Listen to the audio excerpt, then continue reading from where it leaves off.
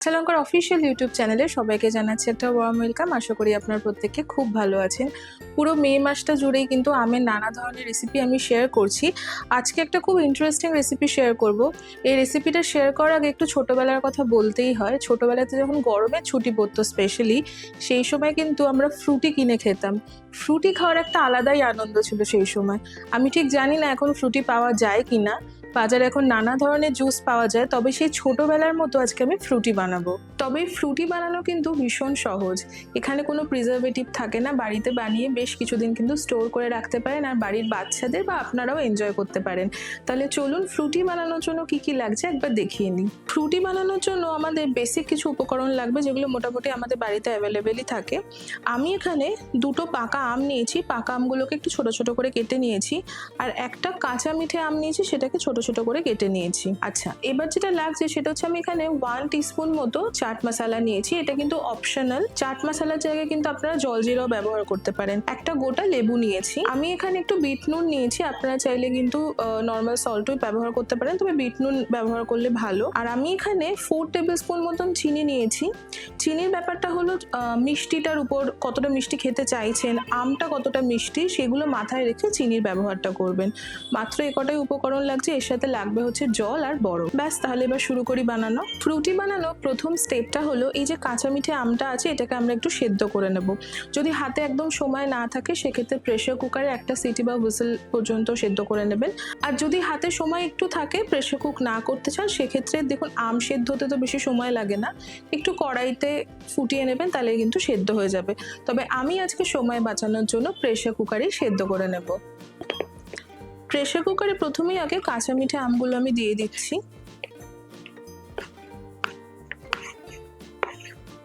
আমাদের কিন্তু খুব বেশি জল লাগবে না, খুব সামান্য একটু জল দিচ্ছি, আর জাস্ট আমটা সেদ্ধ হওয়াটুকু। আমটাকে এবার আমরা একটু সেদ্ধ করে নেব, যেমনটা বললাম। জলটা ফুটে এসেছে, আমি প্রেসার কুকারে লিডটা দিয়ে দিলাম। যেমনটা বললাম, একটা সিটি বা একটা হুইসেল পড়া পর্যন্ত আমরা ওয়েট করব। তারপর আমটা নামিয়ে নেব। আমটা নামিয়ে নিয়ে আমটাকে একটু ঠান্ডা করে নেব।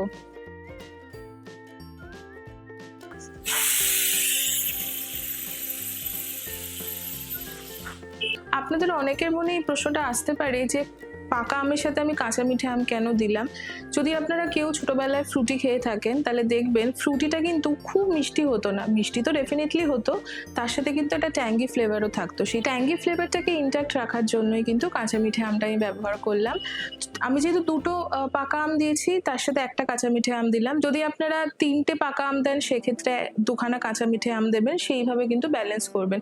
যদি কাঁচা মিঠে আমটা আগে টেস্ট করে দেখবেন যে প্রচণ্ডই টক, খুব একটা মিষ্টির দিকে যায়নি আমটা, সেক্ষেত্রে আমটা অর্ধেক ব্যবহার করবেন। এমনটা যেন না হয়ে যায় যে প্রচণ্ড টক হয়ে গেল। সবসময় আগে একটু আমটা খেয়ে দেখবেন, স্বাদটা বুঝে নেবেন আমটা কতটা মিষ্টি, তার উপর ডিপেন্ড করে কাঁচা মিঠে আমটাও ব্যবহার করবেন, সাথে চিনিটাও ব্যবহার করবেন। কাঁচা আমটা কিন্তু সেদ্ধ হয়ে গেছে। কাঁচা আমটাতে আমি যতটুকু জল রেখেছিলাম, সেই জলটা সমেত আমি আমটা রেখেছি। এটাকে এবার একটু ঠান্ডা করে নেবো। ঠান্ডা করে নিয়ে বিশেষ কিছু করার নেই, ব্লেন্ড করব, সেটা দেখাচ্ছি একটু ঠান্ডা হয়ে যায়। এই আমটা কিন্তু আমাদের ঠান্ডা হয়ে গেছে। এবার সবকিছু একটু ব্লেন্ড করব। প্রথমেই আমি একটু পাকা আম দিয়ে দিচ্ছি।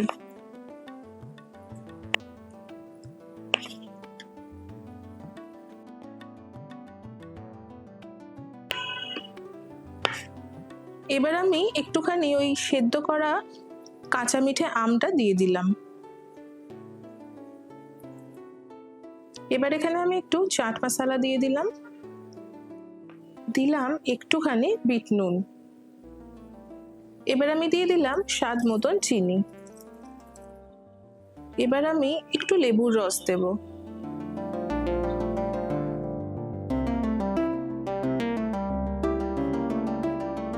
এবার আরো একটুখানি আমি পাকা আম দিয়ে দিচ্ছি। এবার এটাকে ভালো করে একটু বন্ধ করে নিচ্ছি। বন্ধ করে নিয়ে এটাকে আমরা ব্লেন্ড করে নেব।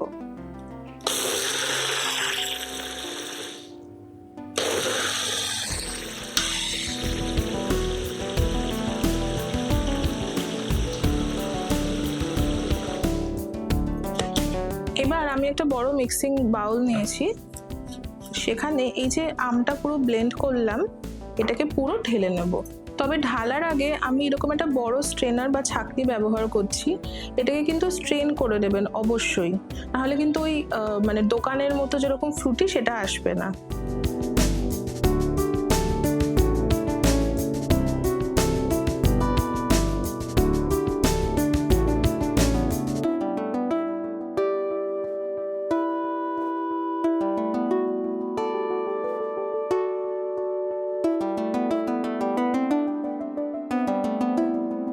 হাতাটা দিয়ে এভাবে ভালো করে একটু স্ট্রেন করে নেবেন। দেখবেন এই যে এক্সট্রা এই যে শাঁসগুলো থাকে না আমের, সেগুলো আর যাবে না বা মুখেও পড়বে না।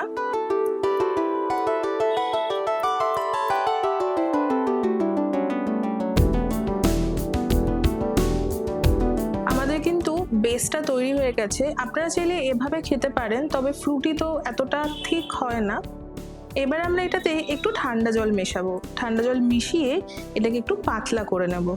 এবার আপনাদেরকে একটা কথা বলি, ধরুন আপনারা একদিনে এতটা ফ্রুটি খেতে চাইছেন না, সেক্ষেত্রে একটা ভালো এয়ারটাইট কন্টেনারে, কাঁচের হলে ভালো হয়, তাতে এটাকে স্টোর করে রেখে দেবেন।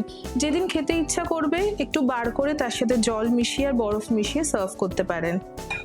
আমি এবার এখানে একটু জল মিশিয়ে দিলাম।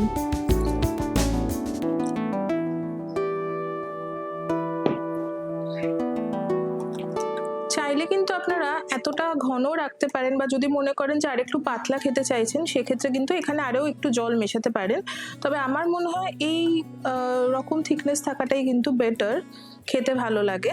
তাহলে চলুন এবার সার্ভ করি। ফ্রুটি বানানো তো হয়ে গেল।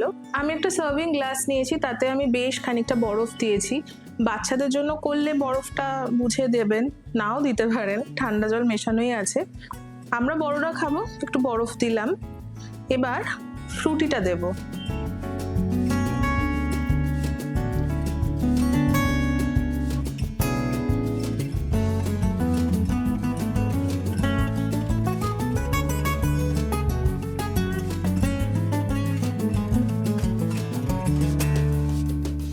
গার্নিশ করার জন্য আমি একটুখানি পুদিনা পাতা দিয়ে দিলাম। যদি বাড়িতে পুদিনা পাতা থাকে বা মিন্ট লিফ থাকে দিতে পারেন।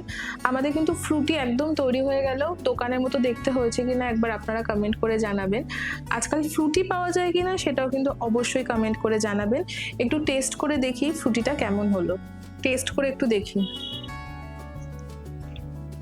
দারুণ হয়েছে, চিনির ব্যালেন্সটা খুব ভালো হয়েছে। যদি কেউ মনে করেন আর একটু বেশি মিষ্টি দেবেন, দিতেই পারেন। ভীষণ ইজি একটা রেসিপি। এই গরমকালে বাড়িতে করে একটু ফ্রিজে স্টোর করে রাখতে পারেন। বাড়িতে কেউ আসলো বা বাড়িতে বাচ্চা কাচ্চারা থাকলে বানিয়ে দিতে পারেন। বাড়ির সবাই কিন্তু খুব খুশি হবে। আজকে ফ্রুটি রেসিপিটা আপনাদের কেমন লাগলো কমেন্ট সেকশনে কিন্তু অবশ্যই জানাবেন। আশা করি আজকের এই রেসিপিটা আপনাদের খুব ভালো লেগেছে। যদি ভালো লেগে থাকে তাহলে অবশ্যই আমাদের চ্যানেলটা সাবস্ক্রাইব করবেন, আমাদের এই ভিডিওটা লাইক করবেন, আর এই ভিডিওটা প্রত্যেকের সাথে শেয়ার করবেন। দেখা হবে আরও একটা সুন্দর রেসিপির সাথে। ততক্ষণের জন্য প্রত্যেকে খুব ভালো থাকবেন, সুস্থ থাকবেন, আর কাঁচা লঙ্কাকে এইভাবেই ভালোবাসা আর সাপোর্ট দিতে থাকবেন। See you soon and happy cooking.